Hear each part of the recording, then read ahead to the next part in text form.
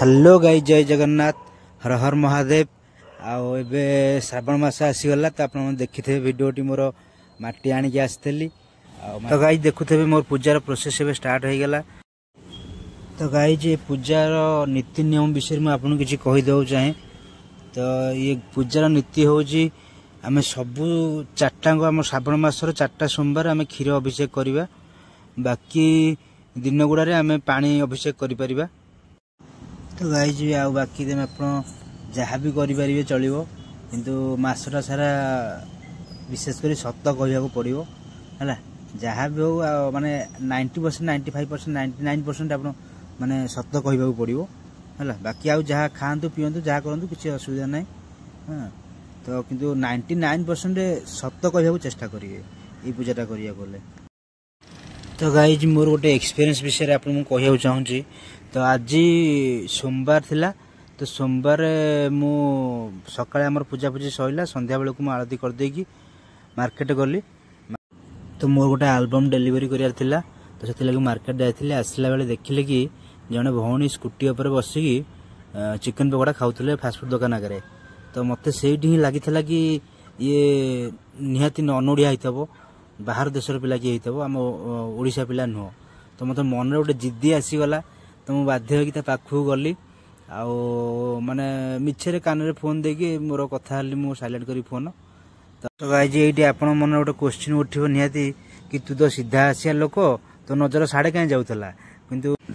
तो गाई जी बेले बेले सब बेले तो सीधा अनेक आसी हेनी ना बेले बेले माने नजर बुलिया पड़े न बेले बेले जीवन भी पलैब। तो गाई कहबार तात्पर्य हूँ जदि आम ओडिशार पिला मो विश्वास अच्छी माने श्रावण मास सोमवार माने केबे भी भाया अपकर्म करेनि से मोर बहुत दृढ़ विश्वास अच्छी कहीं सकाल मु मंदिर देखिक आसी माने केते पिला झील छोट छोट झील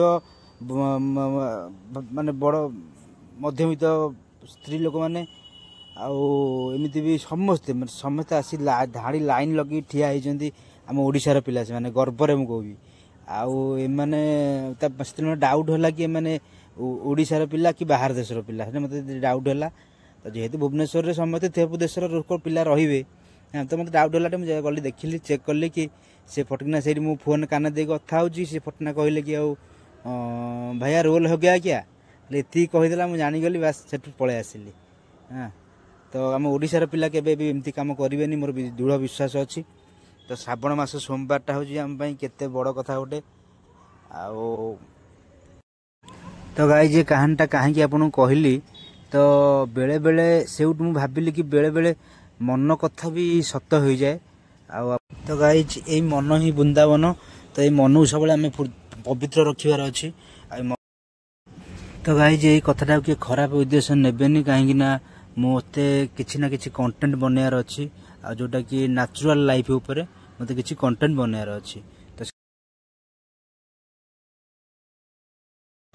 तो गाइज आप देखुते मोर 50% सरीगला आउ 50% काम अच्छी। तो गाइज ये पूजाटी मु 2 वर्ष है कर आसुची तो आ पूर्व वर्ष भी करी। तो पूर्व वर्ष मत माने ये जो वर्षा एवं भी चली पूर्व वर्ष आहरी जोर वर्षा होता आउ खरा हम तो टाइम टाइम खरा हम वर्षा हम तो पूरा माने जोरसोर वर्षा हम ये होता से वर्षारे भी मु गोटे मास कम्प्लीटली प्रभु को रखी 4टा सोमवार क्षीर अभिषेक करी बाकी सब टाइम रे मु बाकी बार पानी अभिषेक करे। तो मत जने भाई पचार कि पूजा कले कौन लाभ मिलूँ श्रावण मास पूजा कर कौन लाभ मिलूँ। तो मत ये पूजा किसी लाभ आउ लॉस रे करियार नहीं मत विश्वास सहित करियार अच्छी।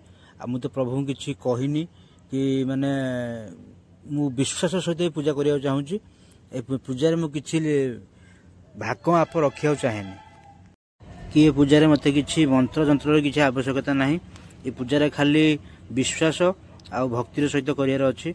बास प्रभु गोटे मास मैंने वर्ष को गोटे मास बास ये कष्ट करियार अच्छी। तो गाई आज देखुवे आप मोर ऑलरेडी लिंग गढ़ा सरीगला लिंग स्थापन सरीगला। तो सोमवार सकाल मोर पूजा स्टार्ट हो तो आप मैंने भिडियोटी आसो बुधवार आप निहाती देखिए। ଆଉ ମୋତେ ଏମିତି ସବୁବେଳେ ସପୋର୍ଟ କରି ଚାଲନ୍ତୁ। ଆଉ ଆପଣଙ୍କୁ ଆପଣଙ୍କ ପାଇଁ ମୁଁ ଭଗବାନଙ୍କୁ ପ୍ରାର୍ଥନା କରୁଛି ଆପଣଙ୍କର ଫ୍ୟାମିଲି ବହୁତ ଭଲ ସୁଖରେ ରହୁ। ଜୟ ଜଗନ୍ନାଥ। ତ ଏବେ ବି ମୁଁ ଭିଡ଼ିଓଟି ରଖିବା ପାଇଁ ବ୍ଲଗ୍ଟି ସାରିବା ପାଇଁ ଚେଷ୍ଟା କରୁଛି। ବହୁତ ଟାଇମ୍ ହେଇଗଲା ଆପଣ ଭିଡ଼ିଓ ଦେଖିଲେ। ଆଉ ଜୟ ଜଗନ୍ନାଥ, ଜୟ ଜଗନ୍ନାଥ, ଜୟ ଜଗନ୍ନାଥ।